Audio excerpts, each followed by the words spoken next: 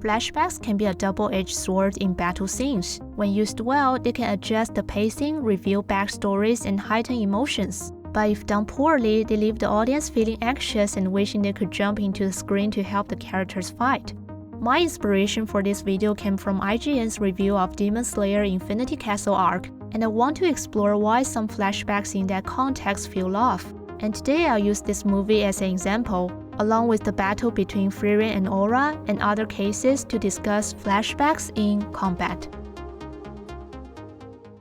Many people dislike flashbacks, often saying they take too long. But if we dig a little deeper, this criticism isn't entirely fair. The duel between Frieren and Aura is heavily defined by flashbacks. In Attack on Titan, the battle against the Beast Titan spent a solid 3 minutes recalling Erwin's speech. Even in Demon Slayer's Entertainment District arc and the Mugen Train arc, there's a good amount of screen time devoted to memories of demons and Kyojuro. Yet in those stories, I didn't feel much disturbance. Why is that? Because these flashbacks happen during quieter moments. For instance, Frieren's flashbacks come up during their stalemate, and the Upper Moon 6's memories surface after the battle is winding down. Kyojuro's reflections happen when he's in the dream. When the pace is slower, flashbacks feel like emotional extensions instead of disruptions. As soon as the real climax kicks off, like when from Aura starting the scale to suicide and when the main group unites against Upper Moon 6, the action flows seamlessly without lengthy flashbacks. Attack on Titan does this even more skillfully. First, it places memories before the battle reaches a boiling point. Plus, the emotions in its memories shift from low to high, peaking with Erwin's passionate speech that snaps back to the fight, enhancing the scene's energy. Only after that do the characters' thoughts, reactions, and tactics take center stage. But in the Infinity Castle arc, problems pop up. Gyu is locked in a fierce battle with Akaza, while Shinobu is fighting for her life against Doma. Right in this high-stakes moment, flashbacks suddenly interrupt with calm, leisurely memories about weaving straw sandals and starting a religion. This breaks the tight rhythm of the fight, like throwing water on a hot iron ball, creating a jarring disconnection. Of course, both Frieren and Demon Slayer use flashbacks to create information gaps. For example, Frieren hides her mana, and Tanjiro perceives the transparent world. These details are only known to the audience, not the villain. Watching with secrets leads the audience to anticipate moments of reversal, making these flashbacks essential. The issue, however, is that Demon Slayer not only creates information gaps but layers some more elements that disrupt immersion, which leads us to the next point. When show don't tell becomes show and tell. Show don't tell is a well-known concept, but the Infinity Castle arc often flips this on its head. There's not just a flashback. Tanjiro also dives into extensive inner monologues explaining things like this. Honestly, this issue popped up in Demon Slayer's very first episode, but early flashbacks were less frequent, so audience could tolerate them. By the time we hit Infinity Castle arc, the flashback plus explanation combo has been cranked up to an extreme, leading to a major drop in viewer engagement. First off, it slows down the pacing.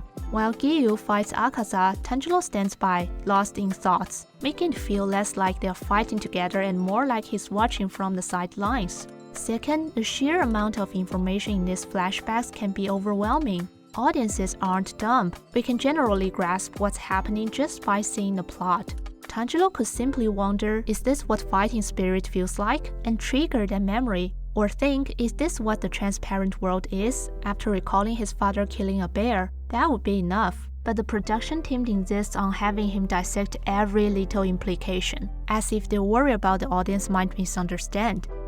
This reveals a fundamental issue, a lack of trust in the audience. It seems like simple visuals and storytelling are not enough to convey information without narrated explanations to ensure audiences understand correctly.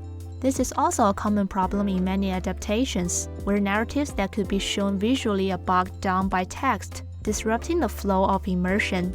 In contrast, flashbacks of Frieren and Koyuki part offer a much better experience. They are self-contained narratives and the characters don't interpret too much. Although Flum's analogy comparing magic to human wealth is a bit wordy, it ultimately gives us space to understand the world instead of forcing information down our throats.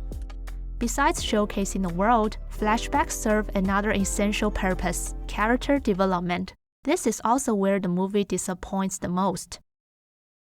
Demon Slayer seems to increasingly rely on flashbacks for character building, especially when it comes to Doma and Akaza. But is this really the best way to develop characters? Here I'll compare the movie with the Upper Moon 6 and Kyojuro. Before their flashbacks happen, the audience already has a solid understanding of these characters, and their success comes from details. For instance, after Daki is beheaded, Gyutaro comforts her. He also shows self-loathing, painting a clear picture of their sibling relationship and individual personalities. Kyojuro follows suit. Even without flashbacks during sleeping, his father's reaction during Tanjiro's visit reveals his family background. His care for the main group and fierce protection of passengers flesh out his character. When Kyojiro's final flashback does appear, it simply connects previous details, highlighting his deepest motivations and completing his emotional arc. However, Akaza lacks such layers before the movie. He starts off as a battle junkie who hates weakness. And honestly, he's a bit despicable, as he killed a really popular character and would often brag about how many Hashira he has taken down. Before Infinity Castle arc, there were not many clear hints that he might have another side. There were little details like Snowflake compass needle, but they are not obvious. The only thing that slightly revealed another side of him was his principle of not killing women. But the annoying traits might make the audience really dislike him in the long run, making it hard to empathize with him by the end. I get that this ties into his amnesia, but if there had been stronger hints earlier on, like showing a subtle shift during Tanjiro's shout or the insult from Muzan, or him questioning why he needs to get stronger, those details could have made the later flashbacks feel less jarring and would spark more interest and curiosity from the audience. As for Doma and Kaigaku, their personalities come off as pretty one-dimensional, and they could be easily portrayed in the story without spending 3 minutes on their backstories. A quick mention would do the trick. This reminds me of how Frieren shows Aura's character, not through flashbacks, but through Aura's actions and how other characters evaluate her, using indirect characterization. This actually speeds up the narrative. More importantly, leaning on flashbacks for Doma and Kaigaku exposes a flaw in the storytelling. It turns into a formulaic approach. Once the audience catches on to this pattern, it gets easier to predict the story's direction. If flashbacks show up, viewers know a character is about to die. Plus, using the same method for Doma, Kaigaku, and Akaza dilutes the impact of flashbacks when it comes to the pivotal character Akaza.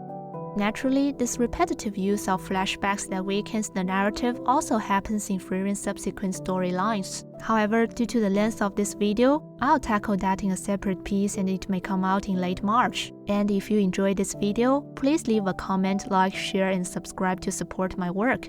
Thank you for watching and see you in the next one.